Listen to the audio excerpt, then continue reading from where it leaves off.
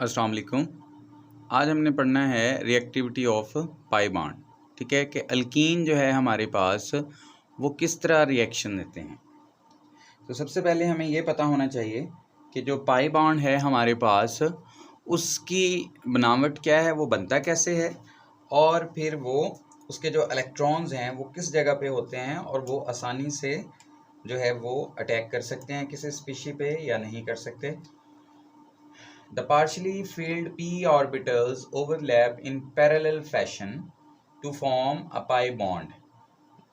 देखें यहाँ पे है हमारे पास कार्बन, ठीक हो गया। ये सिंगल बॉन्ड कार्बन है, ठीक हो गया। कार्बन अल्कीन में जो है वो sp2 हाइब्रिडाइज्ड होता है। sp2 का मतलब है कि एक s ऑर्बिटल और दो p ऑर्बिटल हिस्सा लेंगे किसमें, हाइब्रिडाइजेशन में। तो जो तीसरा p ऑर्बिटल होगा वो क्या रहेगा, वो अनहाइब्रिडाइज्ड स्टेट में रहेगा। अनहाइब्रिडाइज्ड स्टेट में रहने की वजह से वो क्या होगा, एक p ऑर्बिटल इस कार्बन का और दूसरा इस कार्बन का, वो इस तरह इसके ऊपर रहेंगे। अब ये p ऑर्बिटल, इसके पास भी एक इलेक्ट्रॉन है और इसके पास भी, ये क्या करेंगे, इस तरह पैरेलल वे में जो है वो एक दूसरे के साथ ओवरलैप करेंगे। ओवरलैप करने के नतीजे में ये क्या बनाएगा, हमारे पास पाई बॉन्ड बनाएंगे, ठीक हो गया। तो इससे हमारे पास पाई बॉन्ड बन गया। The probability of finding electron is away from the line joining the two nuclei. अब देखें, जो कार्बन कार्बन एटम के न्यूक्लियस को जोड़ने वाली लाइन है उसे हम न्यूक्लियर लाइन या न्यूक्लियर एक्सिस कहते हैं, ठीक है। अब जो पाई बॉन्ड जब बनता है तो इसके इलेक्ट्रॉन ज़रा देखें अगर, तो हमारे पास इलेक्ट्रॉन्स की डेंसिटी कुछ यूं आती है। जैसे ये सिंगल बॉन्ड है, यही न्यूक्लियर एक्सिस वाली लाइन है, ये सिंगल बॉन्ड है। जो सिग्मा बॉन्ड होता है उसके इलेक्ट्रॉन यहीं पे होते हैं, ठीक है, इसी न्यूक्लियर एक्सिस के ऊपर, लाइन के ऊपर होते हैं। जबकि जो पाई बॉन्ड होता है उसके इलेक्ट्रॉन, ये देखें ज़रा, बाहर की तरफ एक्सपोज्ड हुए होते हैं, ठीक है, बाहर की तरफ निकले हुए होते हैं। जो इसकी इलेक्ट्रॉन चार्ज डेंसिटी होती है पाई की, पाई बॉन्ड्स की, वो न्यूक्लियर एक्सिस के ऊपर या उसके नीचे, above and below the nuclear axis जो है वो एग्जिस्ट कर रही होती है। Probability of finding electron is away from the line joining the two nuclei। जो दो न्यूक्लियस को जोड़ने वाली लाइन है उससे अवे, उससे दूर होती है इलेक्ट्रॉन डेंसिटी। कौन से इलेक्ट्रॉन की डेंसिटी, पाई बॉन्ड के इलेक्ट्रॉन की डेंसिटी। सिग्मा वाले अभी भी न्यूक्लियर एक्सिस के ऊपर ही मौजूद हैं। Due to this reason electrons are less firmly held between the nuclei। अब इस वजह से क्या होगा, क्योंकि न्यूक्लियर एक्सिस तो यहाँ पे है, तो न्यूक्लियस इस साइड वाले इलेक्ट्रॉन्स को ज्यादा अट्रैक्ट करता है, ये पाई वाले जो इलेक्ट्रॉन्स हैं इनको कम अट्रैक्ट करता है। A pi bond is a weak bond as compare to sigma bond.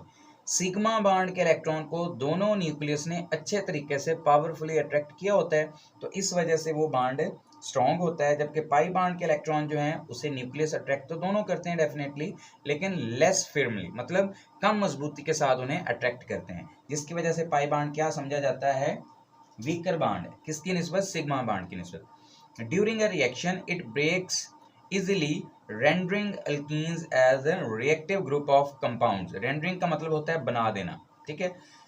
अब चूंकि किसी भी रिएक्शन के दौरान जो डबल बॉन्ड होता है वो आसानी से ब्रेक हो जाता है, जिस वजह से अल्कीन क्या है जी, रिएक्टिव क्लास ऑफ कंपाउंड है, ठीक है, ग्रुप ऑफ कंपाउंड है। वो असल में किस वजह से हैं, अल्कीन रिएक्टिव हैं ही पाई बॉन्ड की वजह से। The loosely held pi electrons are more expose to attack by the electrophilic reagent. Very important point students, ये आपने याद रखना है कि हमारे पास जो पाई बॉन्ड है उसके ऊपर आसानी से अटैक कौन कर सकता है, कोई इलेक्ट्रोफिलिक रिएजेंट। इलेक्ट्रोफिलिक रिएजेंट क्या होता है, electro mean electron, philic mean loving, मतलब इलेक्ट्रॉन लविंग स्पीशीज जो होती है जिसके पास इलेक्ट्रॉन की कमी है, वो आसानी के साथ किसके साथ रिएक्शन कर सकती है, वो अल्कीन के साथ कर सकती है। क्यों, क्योंकि इसके इलेक्ट्रॉन बाहर की तरफ एक्सपोज हुए होते हैं। तो कोई भी इलेक्ट्रॉन पुअर स्पीशी जिसे हम इलेक्ट्रोफिलिक रिएजेंट कह रहे हैं, वो आके इसके साथ अटैच हो सकती है। Alkenes therefore undergo nucleophilic reactions very easily. इस वजह से ये कौन से रिएक्शन जो है अल्कीन जो है हमारे पास देगा, वो देगा जी हमारे पास, सॉरी स्टूडेंट्स, यहाँ पे न्यूक्लियोफिलिक नहीं, यहाँ पे हमारे पास इलेक्ट्रोफिलिक आना है, क्योंकि इलेक्ट्रोफाइल अटैक कर रहे हैं ना, तो इस वजह से इलेक्ट्रो इलेक्ट्रोफिलिक रिएक्शंस जो हैं वो आसानी से कौन देगा हमारे पास, अल्कीन्स। ठीक है, इलेक्ट्रोफिलिक रिएक्शन आसानी से कौन दे सकता है, अल्कीन्स देंगे। यहाँ तक हो आपको समझ आ गया हो, एक बार दोबारा देख लें इसे कि पार्शली फील्ड जो पी ऑर्बिटल होते हैं वो साइड वे या पैरेलल ओवरलैप करते हैं, जिसके नतीजे में हमारे पास पाई बॉन्ड बनता है।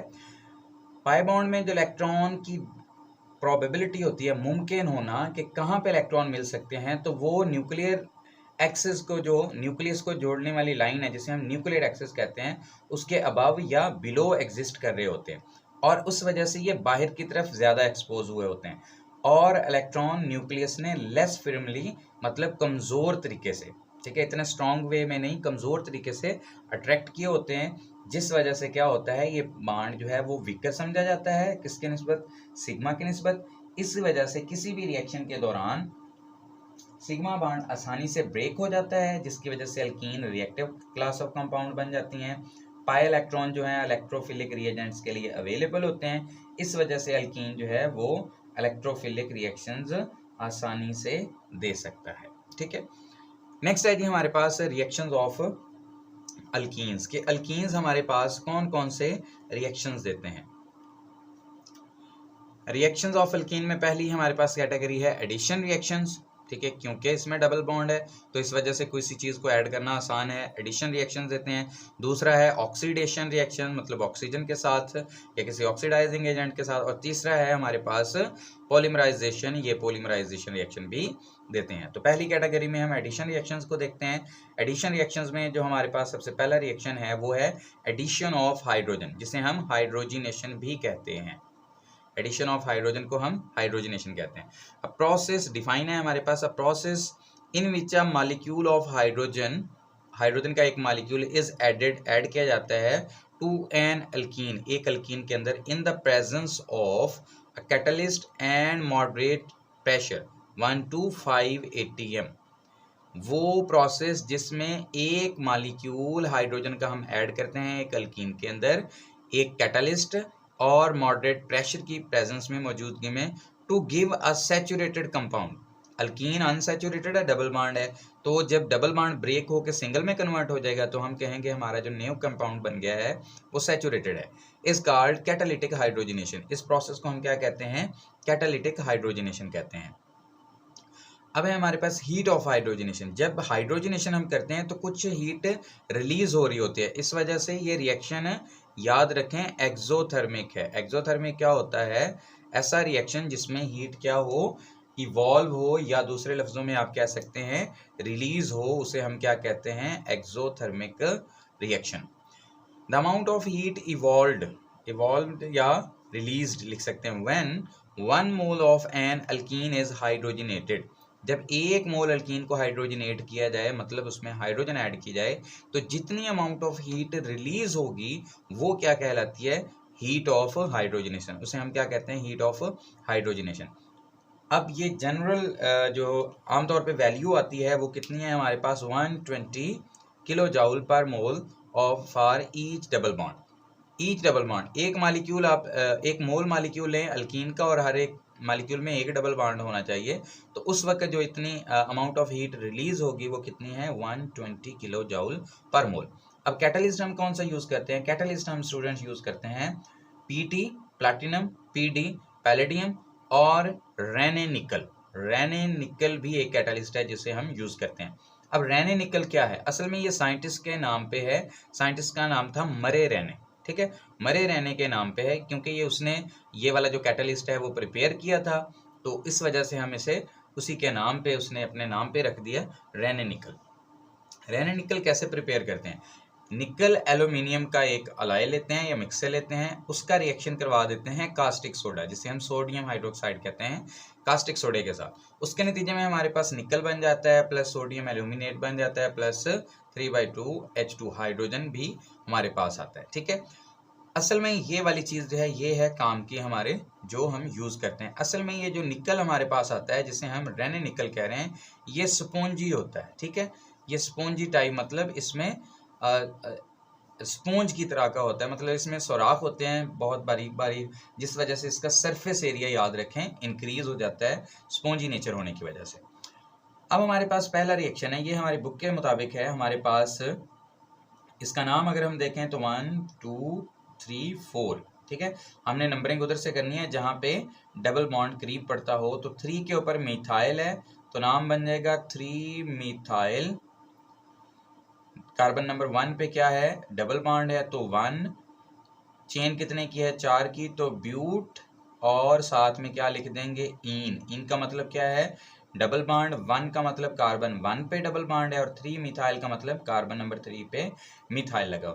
तो ये हमारे पास कंपाउंड है 3 मिथाइल 1 ब्यूटीन। जब इसमें हम क्या करते हैं, हाइड्रोजन ऐड करते हैं, इसकी करते हैं हाइड्रोजनेशन, तो रिजल्ट क्या निकलेगा, सिंपली क्या होगा, बाकी किसी को कुछ नहीं कहना, क्योंकि जो रिएक्टिव साइट है वो कौन सी है, डबल बॉन्ड है। तो बाकी सारी चीज़ें वैसे लिख दें, CH3 लिख दिया जी, ठीक हो गया। सिंगल बॉन्ड वैसे ही रहेगा, CH वैसे ही रहेगा, ऊपर क्या आ जाएगा, CH3, ऊपर वाला CH3 भी वैसे ही रहेगा। Single bond CH single bond, अब पहले ये क्या था, डबल था, अब ये सिंगल में कन्वर्ट हो गया। अब क्या हुआ, एक हाइड्रोजन यहाँ से इधर आ जाएगा कार्बन नंबर 2 पे, और एक हाइड्रोजन जो है वो कार्बन 1 पे आ जाएगा। कार्बन नंबर 2 पे पहले एक हाइड्रोजन है, एक एटम इधर से आ गया तो यहाँ पे 2 हाइड्रोजन हो गए, और यहाँ पे पहले ही 2 हैं, एक यहाँ से आ गया तो यहाँ पे कितने हो गए जी, ये हो गए हमारे पास 3, ठीक हो गया। अब अगर इसका नाम देखें तो अब नंबरिंग हम इधर से शुरू करें, क्योंकि डबल बॉन्ड खत्म हो चुका है। तो अल्केन में हम नंबरिंग वहां से करते होते हैं जहां पे सब्स्टिट्यूएंट को लोएस्ट पॉसिबल नंबर मिले। तो ये हमारे पास बन जाएगा 2 मिथाइल, कितने की चेन है, 4 की, तो ब्यूटेन, 2 मिथाइल ब्यूटेन, ठीक हो गया। या ओवरऑल देखें तो इसमें कितने कार्बन है, 4 ये हो गया और एक ये 5। तो इसका नाम वैसे जो है वो हम आइसोपेंटेन भी इसे कह सकते हैं। आइसोपेंटेन क्या है, जिसमें 5 कार्बन है और एक कार्बन जो है वो कैसे है, वो ब्रांच में जुड़ा हुआ है, इस वजह से इसका नाम आइसोपेंटेन भी कह सकते हैं, ठीक हो गया। नेक्स्ट है हमारे पास ये कंपाउंड, ये क्या है जी, हमारे पास ये 6 कार्बन है, हर कोने के ऊपर एक कार्बन एक हाइड्रोजन है और डबल बॉन्ड लगा हुआ है, ठीक हो गया, मतलब ये अनसैचुरेटेड है, इसे हम बेंजीन कहते हैं। ये है हमारे पास बेंजीन। बेंजीन की हम क्या करते हैं, हाइड्रोजनेशन। यहाँ पे अगर हम देखें तो हमें एक सिंगल बॉन्ड, एक डबल बॉन्ड जो है, मतलब एक पाई बॉन्ड के हैं, एक पाई बॉन्ड ब्रेक करने के लिए हमें कितने हाइड्रोजन यूज करना पड़ते हैं, 1 मोल, 2 एटम के हो या 1 मोल के। और यहाँ पे कितने डबल बॉन्ड है हमारे पास, यहाँ पे 3 है, तो इसका मतलब यहाँ पे हमें 3 मोल हाइड्रोजन यूज करना पड़ेगा। अब क्या रिजल्ट होगा जी, यहाँ से डबल बॉन्ड ब्रेक हो जाएगा, यहाँ से भी और यहाँ से भी, तो एक हाइड्रोजन का मॉलिक्यूल इधर ऐड हो जाएगा, ठीक हो गया, एक मॉलिक्यूल इधर और एक मॉलिक्यूल इधर। हर कार्बन पे यहाँ पे कोने पे पहले एक कार्बन एक हाइड्रोजन था, डबल बॉन्ड ब्रेक होने के बाद हर कोने पे जो है वो क्या होगा, एक कार्बन, कार्बन तो एक ही रहेगा डेफिनेटली, लेकिन हाइड्रोजन पहले एक था, अब एक और ऐड हो गया, तो कितने हो जाएंगे जी, 2। यहाँ पे भी निकल लिखा हुआ और यहाँ पे भी निकल, ये कौन सा निकल है, रेने निकल है, ठीक हो गया। नेक्स्ट है कि हाइड्रोजनेशन का इंडस्ट्री में हमें क्या फायदा है। याद रखें जो एडिशन ऑफ हाइड्रोजन है, जिसे हम हाइड्रोजनेशन कहते हैं, ये लैब में भी यूज किया जाता है क्वांटिटेटिव एनालिसिस के लिए, ठीक है। और इंडस्ट्री में इसकी क्या एप्लीकेशंस हैं, इंडस्ट्री में हम क्या करते हैं, manufacturing of vegetable ghee from vegetable oils. Vegetable oil से हम क्या करते हैं जी, वेजिटेबल घी, जिसे हम डाल्टा घी भी कहते हैं, वो हम हाइड्रोजनेशन की मदद से ही बनाते हैं। स्टूडेंट्स अगर आपको याद हो तो अल्केन की प्रेपरेशन में भी हमने हाइड्रोजनेशन ऑफ अल्कीन और अल्काइन वाला टॉपिक पढ़ा हुआ है, ये वही चीज़ है, ठीक है। कुछ इसमें एक दो बातें डिफरेंट आई हैं, जैसे रेने निकल है, ठीक है, और बाकी सारी चीज़ें क्या हैं, सेम है, ठीक हो गया जी। तो ये है हमारे पास आज इसका पहला रिएक्शन। नेक्स्ट इंशाल्लाह दूसरा रिएक्शन भी अपलोड कर दिया जाएगा। अल्लाह हाफिज़।